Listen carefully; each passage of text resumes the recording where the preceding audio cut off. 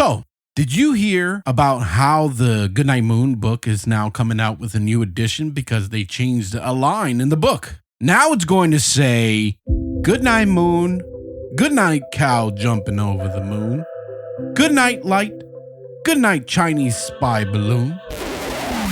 Obviously, I'm kidding about that, but what I am not kidding about is this. I'm going to get serious now. Playing Hogwarts Legacy does not make you transphobic or evil. What's evil is Madonna's face at the Grammys. That scared me more than Sam Smith's performance. I'm excited to play the Hogwarts game. It looks like to be the Harry Potter game we have all been waiting for. I took the test a few years ago in Pottermore that placed me in Ravenclaw. I'm ready. I've been a fan of that franchise since the first book was the talk of the town, all over the news. I was like 14 or 15 years old. So far, all I hear are good things about the game. I'm not going to play it right now. I didn't pre-order it or anything because I play games in order. And I take my sweet ass time to play it, one game at a time. Like starting this week, I'm going to be playing the latest God of War, and then I'm going to be playing High on Life, and then Hogwarts Legacy. So about the Hogwarts Legacy, I don't give a shit what the controversy is. When a franchise like this is popular and created, I believe it starts belonging to the fans. Look at Rick and Morty. The co-creator got into some trouble and he had to step down from the gaming company he helped create that made High on Life, and then had to step away from the Rick and Morty show.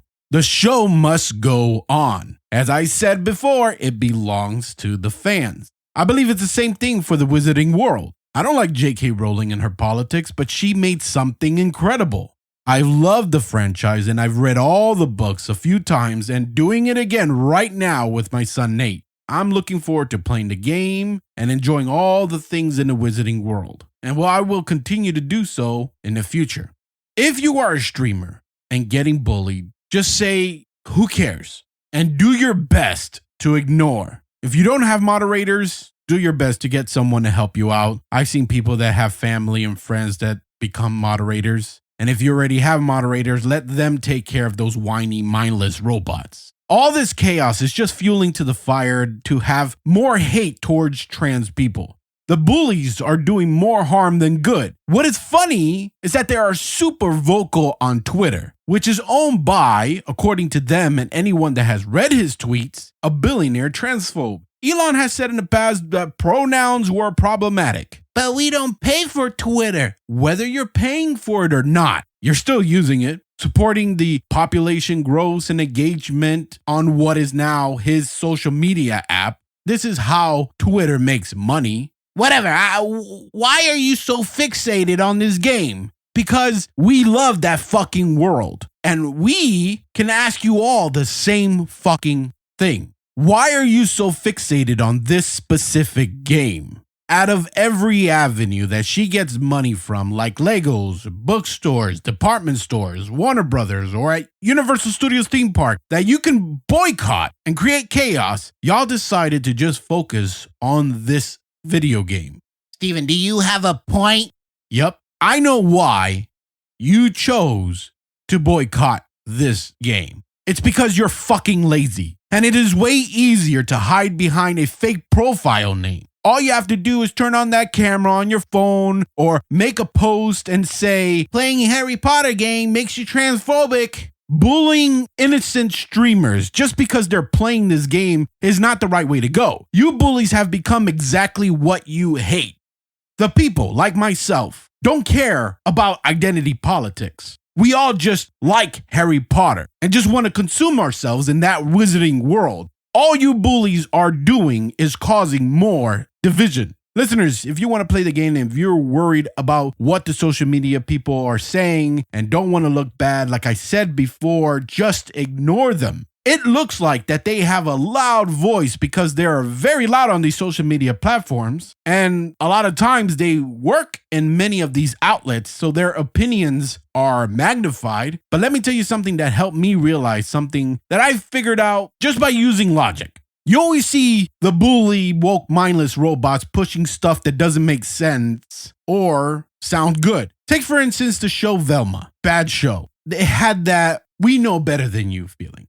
I get trying to change things up, and I applaud that. But they just did it in the wrong way. I realize that the people that push this kind of stuff, don't have enough people on their own side to support them. They like to complain and say how we're all homophobic or transphobic or racist for not liking something when it does bad, when it tanks in the ratings. But if they really had the support, it would be number one, right? Yes, you're not going to convince the old Christian hypocrites to change their views. You're not going to convince extremists on all sides to use logic and show compassion all of a sudden, or even support. No, you're not going to be successful. But the majority of us just want to have a good time. We want to enjoy a good story. We want to be entertained.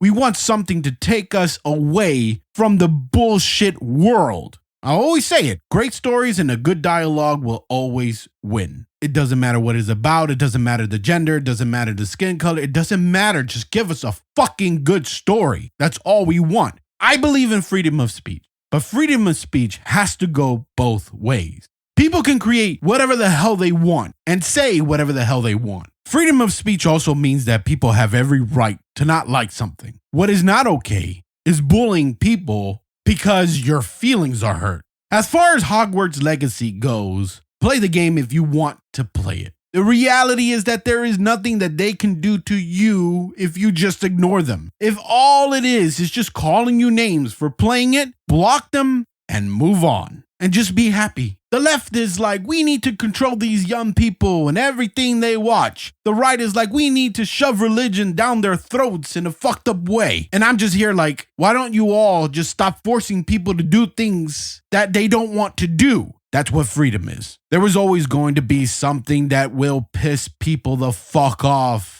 And they're going to always try to cause chaos. Last year, it was TikTok is ruining society. And around 2016, it's like mobile phones and apps and social media is ruining society. Since the first Mortal Kombat, at least that's to my memory, violent video games are ruining society. When AOL, that's the internet in the back in the days for you younglings, but when that shit came out and was popular, computers and internet and emails are bad. In the late 80s, it was rap music. In the 60s, it was rock and roll. In the 50s, it was TV. In the 30s, it was household radios. In the 20s, it was alcohol. Remember the Prohibition? In the 1800s, it was telephones and steam-powered locomotives. How dare they? In the 1700s, it was romance books and democracy. In the 1500s, it was heliocentricity. That's when geocentric people hated the idea that the Earth was not the center of the universe. In the 1400s, people opposed the printing press. I can go on and on, but my point is this. During all these times, people from all over the world and of all professions did their best to bitch and complain and do the same shit we see people do today. The same nasty headlines, people getting fired, people getting outcasted.